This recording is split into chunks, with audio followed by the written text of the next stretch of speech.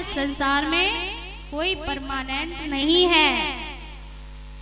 हम तब से आपको बस यही समझाने का प्रयास कर रहे हैं कि सत्संग करो, भजन करो भगवान का। और ये संसार दुखाला है, असार है, और ये शरीर जो है ये बस पंच तत्वों से मिलकर बना है। आम भाषा में कहा जाए तो मिट्टी का शरीर है, और ये मिट्टी में ही मिल जाना है, इस भूमि पर ही रह जाना है। आप नहीं थे तब भी संसार चल रहा था, आप नहीं रहेंगे तब भी ये संसार चलेगा। ऐसा नहीं है कि आपके जाने के बाद संसार रुक जाएगा, अब नहीं चलेगा संसार। आपके घर वाले भी चलेंगे, पूरा संसार भी चलेगा, आपके रिश्तेदार सब, भाई बहन सब। बस ऐसा है कि 2-3 दिन कोई रोता रहेगा, कोई 6-7 दिन रोएगा, या फिर ज्यादा से ज्यादा 1 महीने, उसके बाद कोई नहीं रोने वाला। कहते हैं जाने वाला तो चला गया, कहां से रोक सकते। इसीलिए भजन करो, और इसी भजन में ही हमारा उद्धार होना है।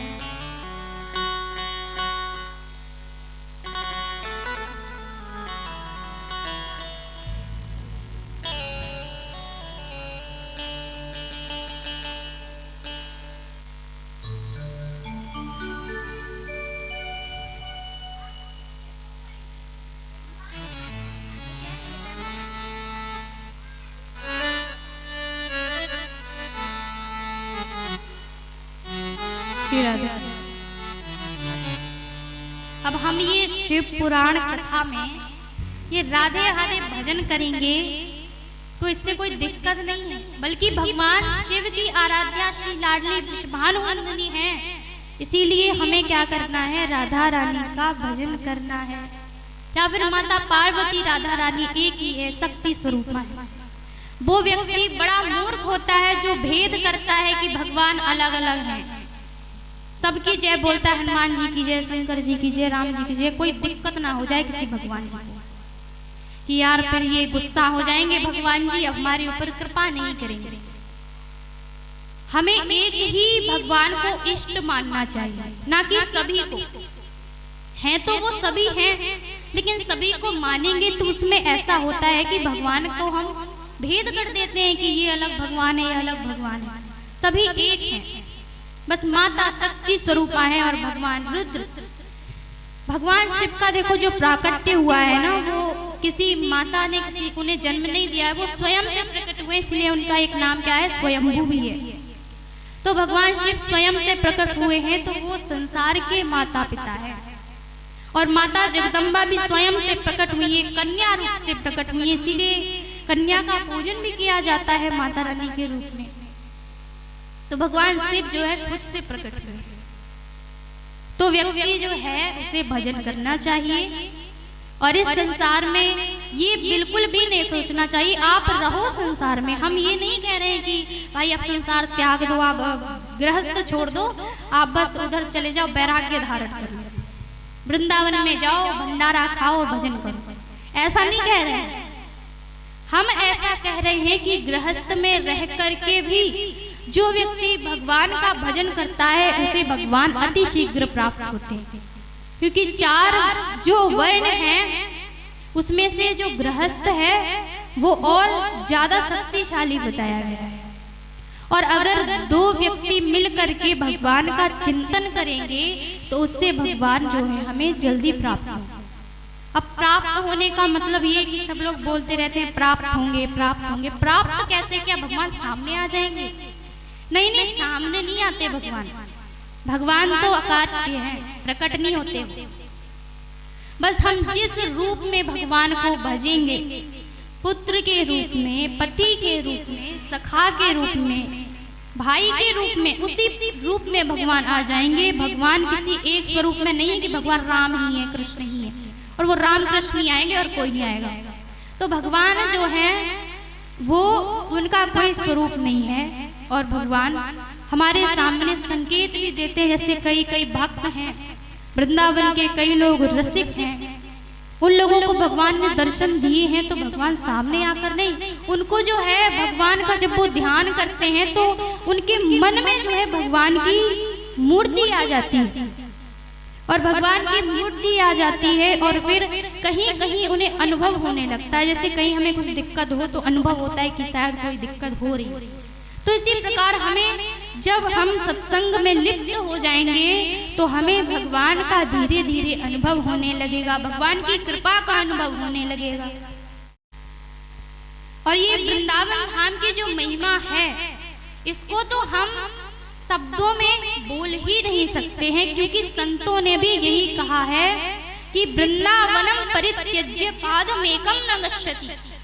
अगर कोई व्यक्ति वृंदावन में आ जाता है और भगवान वृंदावन की सीमा के बाहर उसको बुलाएं कि ये लो हम आपको इतना धन देंगे, तब भी नहीं जाना चाहिए। ये भगवान कहते हैं, लेकिन संसारिक व्यक्ति तो चला जाएगा। लेकिन इस प्रकार संत रसिक हैं और यही चक्कर में, धन दौलत के चक्कर में संत नहीं पड़े, इसीलिए उन्होंने भगवान को प्राप्त कर लिया। वृंदावन का एक बड़ा ही सुंदर पद है, वृंदावन धाम को वास भलो, जहाँ पास बहे यमुना पटरानी। रोज नहाय के ध्यान धरे, बैकुंठ मिले तिनकी रजधानी। हम नहीं कह रहे, वेद पुराण बखान करे, अरु संत मुनि जन के मन मानी। यमुना यमदूतन टारत है, भवतारत है श्री राधिका रानी। इसका अर्थ क्या हुआ? वृंदावन धाम को बास भलो, जहाँ पास बहे यमुना पटरानी। पटरानी अर्थात भगवान की जो पत्नी है वो पटरानी कही। रोज नहाई के ध्यान धरे, बैकुंठ मिले तिनकी राजधानी। अगर वृंदावन में रहकर जो व्यक्ति रोज यमुना स्नान करता है तो निश्चित रूप से भगवान की राजधानी बैकुंठ उसे प्राप्त होती है। और ये हम नहीं कह रहे हैं, वेद पुराण बखान करें, अरु संत मुनि जन के मन मानी। ये संत मुनि कहते हैं, ये शास्त्र कहते हैं। यमुना यमदूतों को टार करके भव से पार श्री राधिका रानी को लगा देती हैं। भव पार अर्थात ये संसार चक्र से हमें पार लगा देती हैं। और राधा रानी के रूप में कौन आता है? गुरुदेव आते हैं। गुरुदेव ही हमें संसार से पार लगा। तो हम जिसे गुरु मानते हैं उसी से हमें श्रद्धा रखनी चाहिए। गुरु के प्रति इतनी श्रद्धा होनी चाहिए। अब गुरु का मतलब ये नहीं है कि गुरु केवल जैसे हमारे गुरु जी हैं तो दीक्षा लिए हम तो वही गुरु जी हैं। हमें किसी ने इतना सा ज्ञान दे दिया तो श्रद्धा इस प्रकार रखनी चाहिए कि उस व्यक्ति के प्रति अगर हमने किसी दूसरे व्यक्ति से बुराई सुन ली तो बोलो कि नहीं, वो हमारे गुरुदेव हैं।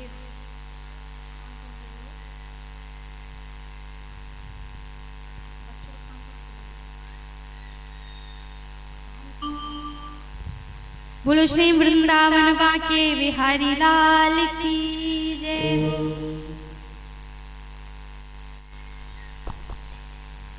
तो ये जो वृंदावन है, यहाँ पे जो रसिक हैं वो इस प्रकार कहते हैं कि राधा रानी की हम भक्ति करेंगे तो हमें बैकुंठ मिलेगा। गुरुदेव की निंदा बिल्कुल नहीं सुननी चाहिए, क्योंकि गुरुदेव जो होते हैं वही हमें भव से पार लगाते हैं। जैसे एक कहानी है, एक इतनी ज्यादा जो एक शिष्य था गुरुजी के प्रति निष्ठा रखता था। तो एक कन्या थी, वो एक चोर था, वो आया उस कन्या के महल में। वो जो कन्या थी वो थी राजकुमार। अब वो उनके महल में आया चोरी करने के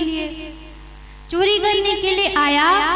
तो उस कन्या ने जो है उसका स्वर सुन लिया और वो कहने लगी कि शायद ये कोई संत आए हुए हैं। तो जोर जोर से भगवान का कीर्तन करने लगी और कीर्तन करने लगी और बोली, गुरुदेव गुरुदेव गुरुदेव आ गए, गुरुदेव आ गए। अब वो चोर कहे क्या मूर्ख लड़की है, चोर को गुरुदेव बता रही है। उसको लग रहा है भगवान आ गए। उन्होंने कह दिया हाँ ठीक है, हम आपके गुरुजी हैं।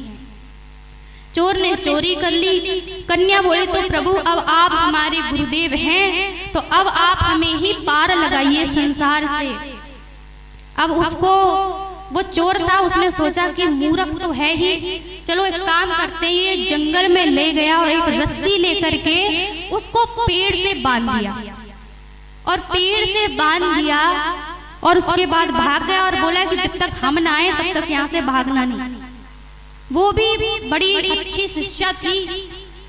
अब वो बंधी उनके माता पिता उनको ढूंढने लगे। माता पिता आए, उन्होंने देखा बेचारी पेड़ से बंधी हुई है। माता पिता बोली तुम्हें किसने बांध दिया, चलो चलो इसको खोलो। कन्या बोली नहीं, इसे हमारे गुरुजी बांध करके गए, आप लोग नहीं खोल सकते। गुरुजी बोले थे कि जब तक मैं ना आऊं तब तक आप यहाँ से जाना नहीं। गुरुजी हमें दीक्षा देने के लिए यहाँ पे बांधे, आप लोग मत छोड़िए। माता पिता ने बड़ा ही अनुग्रह किया कि पुत्री चलो यहाँ से। वो कोई संत नहीं थे, वो कोई गुरु नहीं थे, वो बस एक चोर था जो तुम्हें यहाँ पर बांध के चला गया। लेकिन उस कन्या ने नहीं सुनी और गुरुजी का उच्चारण करने लगी और बंधे बंधे बस यही कहती थी श्रीमन नारायण नारायण नारायण, श्रीमन नारायण नारायण, बस भजन ही करती रहती। श्रीमन नारायण नारायण नारायण, श्रीमन नारायण नारायण नारायण, हरि हर नारायण नारायण नारायण,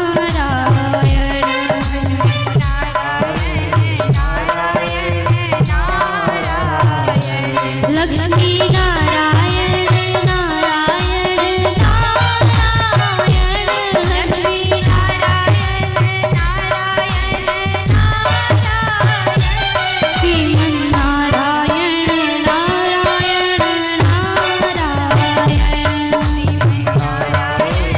नारायण नारायण। तो इस प्रकार वो जो बच्ची थी वो बस भगवान का नाम स्मरण करते रहती थी, नारायण नारायण नारायण। उनके माता पिता परेशान होकर वहां से चले गए, बोले कि भूख लगेगी तो खुद आ जाए। सारे भगवान विष्णु आ गए, भगवान ब्रह्मा आ गए, सभी देवी देवता आ गए।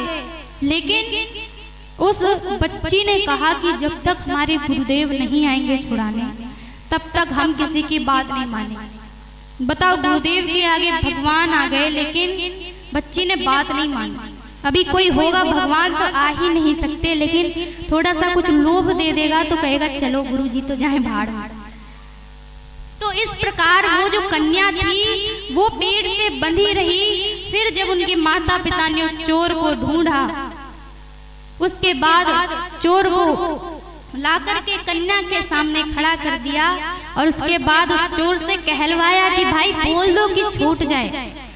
उसने कहा ठीक है, अब तुम बंधन मुक्त हो जाओ। और फिर कन्या ने खुद से रस्सी खोल ली और वो चोर भी बड़ा सत्संगी हो गया था कि भाई इतनी श्रद्धा होती है किसी के अंदर। तो इस प्रकार गुरुजी पर इतना विश्वास रखना चाहिए कि भगवान भी आ जाएं तब भी हमें अपने गुरुदेव पर अडिग रहना चाहिए। तो अभी कलयुग में तो इतना कोई कर नहीं सकता है, लेकिन इस प्रकार गुरु और शिष्य की कहानी होती। तो भगवान शिव भी गुरुदेव हैं, तो भगवान शिव के लिए अभी झांकी निकलेगी। तो भगवान शिव बड़े ही सुंदर हैं, इनका जो शरीर है वो भस्म से रमा हुआ है और इसीलिए भगवान शिव की स्तुति भी है और भगवान शिव श्री राधिका रानी की भी स्तुति करते हैं। तो आइए भगवान शिव की आराध्या श्री राधिका रानी की हम स्तुति करेंगे। उसके बाद भगवान शिव की मनमोहक झांकी हमारे सामने आएगी और उसका सभी लोग दर्शन करेंगे। बोलिए राधा रानी की जय हो। सभी लोग बड़े भाव से स्तुति करेंगे।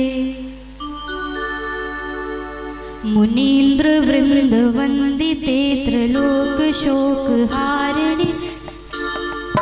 सभी लोग हाथ ताली बजा के, क्योंकि भगवान शिव की जो आराध्या है वो श्री राधिका रानी है। मुनीन्द्र वृंद वंदिते त्रिलोक शोक हारिणी, प्रसन्न वक्र पंकजे निकुंज भूविलासिनी, ब्रजेन भानुनंदिनी ब्रजेन सोनु संगति, कदा करिष्यसि मम कृपा कटाक्ष भाजनम्। अशोक वृक्ष वल्लरी वितान मंडपस्थिते, प्रवाल वाल पल्लव प्रभानुराग्रि कोमले, वराभय सुरत करे प्रभूत संपदालय, कदा करिष्यसि मम कृपा कटाक्ष भाजनम्। कदा करिष्यसि मम कृपा कटाक्ष भाजनम्। अनंग रंग मंगल प्रसन्न भंगुर ध्रुव, सविभ्रम ससंभ्रम त्रिगंतवाण पातले, निरंतरं वसीकृत प्रतीत नंद नंदन, कदा करिष्यसि मम कृपा कटाक्ष भाजनम्। कदा करिष्यसि मम कृपा कटाक्ष भाजनम्।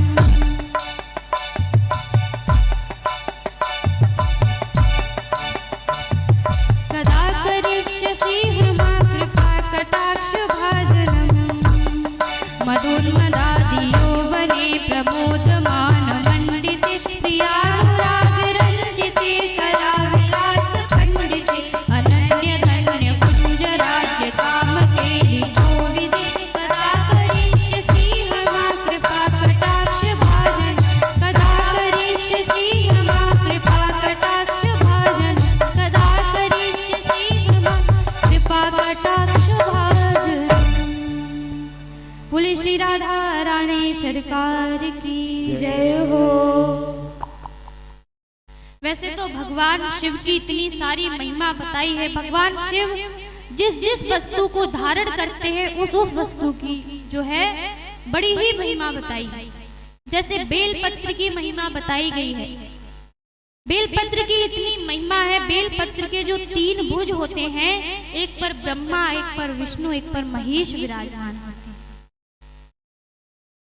और अनेक प्रकार से भगवान शिव की जो है स्तुति की गई और अनेक भस्म की महिमा है, रुद्राक्ष की महिमा है। भगवान जिस जिस वस्तु को धारण करते हैं उस वस्तु की महिमा है। और भगवान शिव की इतनी महिमा है कि हम शब्दों में तो बखान नहीं कर सकते। और ये जो शिव पुराण ग्रंथ है ये भगवान का स्वयं रचित है, भगवान शिव की वाणी है। तेने वाङ्मय मूर्ति प्रतीक्षा वर्तते, ये भगवान शिव की वाङ्मय प्रतिमूर्ति है, शब्दमय प्रतिमूर्ति।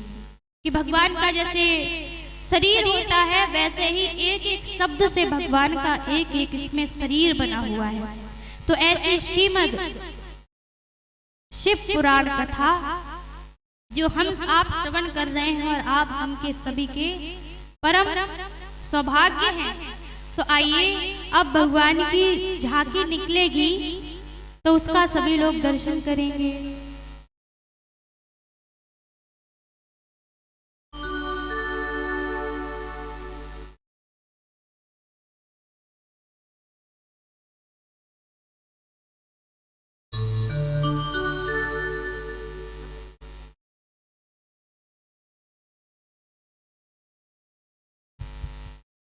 श्री बांके बिहारी लाल की जय हो। अब भगवान की जो शिव पुराण है इसकी इतनी सारी महिमा है तो हमें महिमा के बारे में जानना भी चाहिए। क्योंकि जब तक किसी को हम जानेंगे नहीं, किसी व्यक्ति को या किसी वस्तु के बारे में नहीं जानेंगे तो उसके प्रति हमें श्रद्धा कभी उत्पन्न नहीं हो सकती। उसके प्रति कभी ऐसा नहीं लगेगा कि उसके बारे में जाना नहीं, अरे ठीक है होगा, कोई मनुष्य होगा, व्यक्ति होगा। तो बाबा तुलसी कहते हैं जाने बिनु न होए प्रतीति, जाने बिनु न होए प्रतीति, जाने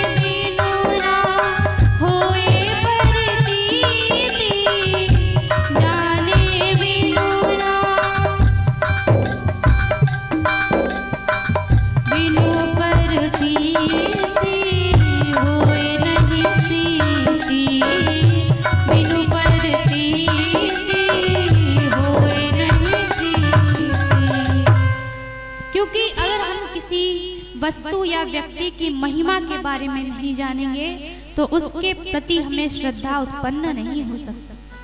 जैसे कोई भी व्यक्ति है और कोई बड़े सामने कोई बड़े विद्वान आ रहे हैं और भरे वो विद्वान उनके बगल में खड़े हो, उससे बात कर रहे हो, लेकिन वो व्यक्ति सोचेगा भाई कैसा अजीब सा इंसान है। लेकिन जो व्यक्ति जानते हैं कि ये इतने बड़े विद्वान हैं, उससे बात करने के लिए वो विद्वान से सभी लोग तरस रहे हैं। वो विद्वान एक व्यक्ति से बात कर रहा है, लेकिन वो व्यक्ति उनको जानता ही नहीं। तो अगर इसी प्रकार हम किसी चीज के बारे में जानेंगे ही नहीं कि वो क्या है, कैसा है, क्या कार्य करता है, तो उसके प्रति श्रद्धा कभी उत्पन्न नहीं हो सकती। श्रद्धा या फिर प्रॉब्लम भी, क्योंकि अगर कोई व्यक्ति किसी से हम बात कर रहे हैं और पता ना हो कि वो बहुत बड़ा मतलब चोर है या फिर डकैत है या फिर वो आपका मर्डर भी कर सकता है, लेकिन हम जानते ही नहीं है भाई वो इतने प्रेम से हमसे बात कर रहे हैं तो हम भी कर रहे हैं। लेकिन जिस व्यक्ति को ये पता होता है वो उससे बहुत दूर रहता है। इसीलिए जब तक किसी भी चीज के बारे में अच्छा हो या बुरा हो नहीं जानेंगे तो उसके प्रति हमें कुछ भी उत्पन्न नहीं होगा। जैसे हम संसार में आए, अब हम लोगों को तो पता नहीं था कि हम आप लोगों से मिलने वाले हैं, आप लोगों को देखे ही नहीं थे कभी, लेकिन देखने के बाद हमको पता चला कि आप लोग यजमान हैं, आप लोग श्रोतागण हैं। तो इस प्रकार होता है कि अगर हम सोच लेते कि नहीं श्रोता तो हमारे वृंदावन के आ जाएंगे और जो यजमान है वो हमारे वृंदावन के आ जाएंगे, हमारे झांसी के आ जाएंगे, तो ऐसे नहीं होगा। इसीलिए नई नई चीजों को अगर हमें जानना है तो उसको बड़े ही ध्यान से जानना चाहिए, क्योंकि भगवान जीवन में किसी को भी भेज देते हैं, कोई भी चीज भगवान भेज देते हैं। भगवान का स्वरूप कैसा है? सच्चिदानंद रूपाय विश्वोत्पत्त्यादि हेतवे तापत्रय विनाशाय श्री कृष्णाय वयं नमः। भगवान क्या क्या करते हैं? सच्चित आनंद। भगवान का स्वरूप कैसा है? सच्चिदानंद। सत अर्थात जो कण कण में व्याप्त है, त्रिकालावादित है, जिन्हें हम अपनी इन मात्रिक आंखों से नहीं देख सकते। चित है चैतन्य, चित चैतन्य सकल जगवासी। जो चित है वो इतना प्रकाशित है कि सूर्य चंद्रमा को भी वो प्रकाश दे रहा है। और आनंद, अब आनंद में इतनी बड़ी बात आ गई है कि आनंद एक छोटा सा शब्द नहीं है, आनंद कोई मस्ती वाली चीज नहीं है। जब भगवान का नामकरण हो रहा था तो उसमें कहा गया था कि जो आनंद सिंधु सुख राशि सी करते त्रिलोक सुपास, सो सुख धाम राम सिनामा अखिल लोकदायक विश्रामा। कि जो आनंद के सिंधु हैं उनका नाम राम होगा, और उस सिंधु के एक बिंदु भी मिल जाए तो सारा संसार आराम विराम का अनुभव करने लगता है। और ऐसे ही जब भगवान श्री कृष्ण का जन्म हुआ था तो किसी ने ये तो नहीं कही थी ना कि नंद के यहाँ लाला भयो, क्या कहा था?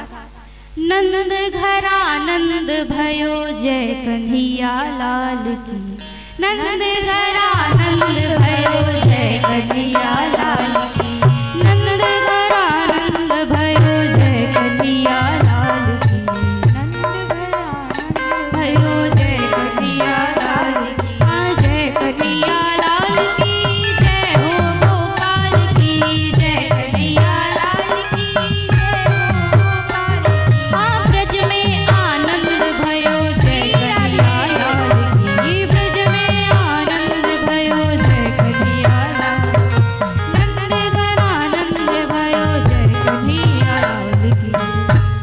तो क्या कहा था? जब भगवान का नामकरण हो रहा था राम जी का, तो उन्होंने ये नहीं कहा था कि ये बड़े वाले पुत्र का नाम राम होगा, बल्कि उन्होंने ये संबोधन लगाकर कहा था कि जो आनंद सिंधु सुख राशि सी करते त्रिलोक सुपासी, जो आनंद के सिंधु हैं उनका नाम राम। और ऐसा कहा था भगवान श्री कृष्ण के जन्म पर कि नंद के यहाँ छोरा ना भयो, नंद के यहाँ भया है आनंद। तो आइए आप हमारे साथ दोहराइए थोड़ा। मैं बोलूंगी नंद के आनंद भयो, आप बोलेंगे जय कन्हैया लाल की। उसके बाद झांकी निकलेगी। नंद घर आनंद भयो, जय कन्हैया लाल की। नंद घर आनंद भयो, जय कन्हैया लाल की। थोड़ा और जोर से आनंद में झूमते हो, क्योंकि भगवान की भक्ति में यही आनंद है और कुछ आनंद नहीं। भोजन अच्छा मिल गया तो ये आनंद आ गया, ये आनंद नहीं है। आनंद यही है। नंद घर आनंद भय, जय कन्हैया लाल की। हाँ ब्रज में आनंद भय, जय कन्हैया लाल की। जय कन्हैया लाल की। हाँ जय कर। देखो पीछे का कोई बोल नहीं रहा है, आप लोगों को आनंद नहीं आता है कथा में। अब आप लोग ही गाइए। नंद घर आनंद भयो, और जोर से जय कन्हैया लाल की। हाँ ब्रज में आनंद भयो, जय कन्हैया लाल की। हाँ नंद घर आनंद भयो, जय कन्हैया लाल की। ब्रज में आनंद भयो, जय कन्हैया लाल की। आनंद के हो नंद के, नंद के हो नंद के। नंद घर आनंद भयो, हाँ ब्रज में आनंद भयो, जय कन्हैया लाल की। नंद घर आनंद भयो, हाँ ब्रज में आनंद भयो, जय कन्हैया लाल की। तो आनंद कौन है? भगवान श्री कृष्ण, भगवान श्री राम, अर्थात भगवान ही आनंद है, ना कि सांसारिक वस्तु आनंद है। क्योंकि ये तो क्षण के लिए है, सुख प्राप्त होता है क्षण भर के लिए, उसके बाद तो पश्चाताप होता है कि या क्या है ये तो दुनिया है, इसमें क्षणिक सुख है, अब दुख झेलना पड़ रहा है। आपको पता होगा कि कुंती मैया ने भगवान से दुख मांगा था। उन्होंने ये नहीं मांगा था प्रभु हमें सुख दे दीजिए, क्योंकि जब भगवान किसी के सामने प्रकट हो जाए और उससे व्यक्ति ये याचना ना करे कि प्रभु हमें सुख हो जाए, तो ये याचना ही थोड़ी ना है, ऐसा हमें लगेगा। लेकिन कुंती मैया ने बोला प्रभु सुख आने से व्यक्ति परमात्मा को भूल जाता है और दुख होने से आपकी बार बार याद आती है, इसीलिए हमें दुख दे दीजिए। और ये उन्होंने दुख नहीं मांगा, ये तो दुख के रूप में सुख ही मांगा है। और सुख नहीं कहते, इसको कहते हैं आनंद। ये आनंद मांगा है उन्होंने। तो इसीलिए भगवान जो है वो आनंद के सिंधु है। जब भगवान करते क्या है? भगवान विश्व की उत्पत्ति करते हैं, उसका पालन करते हैं, उसका संहार करते हैं और तीन तापों का नाश करते हैं। दैहिक दैविक भौतिक तापा राम राज काहू नहीं व्यापा। देह के जो दिक्कत होती है जैसे बुखार आदि हो गया, तो ये दैहिक ताप, दैविक यानी जो देवताओं के द्वारा दिया गया हो, और भौतिक यानी संसार में जैसे ट्रक के नीचे आ गया, तो इन सब से छुटकारा मिलता है। भगवान की जो कृपा है, भगवान शिव शंकर की कृपा तो निरंतर बरस रही है, बस हम उसका अनुभव ही नहीं कर पाते। जैसे उदाहरण से समझिए कि जैसे बरसात होती है, तो अगर हम बरसात में छाता लगाकर जाएं तो हमें अनुभव नहीं होता है बारिश हो रही है, और हम उसमें भीगते भी नहीं हैं, लेकिन सामने दिखता है कि हाँ बारिश हो रही है। और अगर हम बिना छतरी के बाहर जाएं तो क्या हो रही है बारिश, हमें अनुभव होगा। तो ये जो छतरी बीच में आ रही है ना, ये है भगवान की दी हुई माया। अगर ये माया हमारे सर पर लगी हुई है कि ये मेरे माता पिता ये हमें सुख देंगे, ना कि भगवान कुछ नहीं करते, भगवान तो बस हमें दुख दुख देते रहते हैं। लेकिन हमें दिख रहा है, सब लोग जानते हैं कि भगवान हमें सुख देते हैं, आनंद देते हैं, लेकिन अनुभव नहीं कर पा रहे। और अगर ये माया रूपी छतरी हम अपने ऊपर से हटा लेंगे तो हमें अनुभव होगा कि भगवान की कृपा बरस रही है। तो इसी प्रकार भगवान की जो है लीलाओं का वर्णन किया है, और भगवान तो अनंत हैं, हरि अनंत हरि कथा अनंता, किस प्रकार उनका गायन किया जाए। तो आइए भगवान शिव की निर्मल झांकियों का हम दर्शन करते हैं। बोलो शंकर भगवान की, थोड़ी जोर से बोलो, भगवान साक्षात आने वाले हैं। बोलो भूत भावन भोलेनाथ की जय।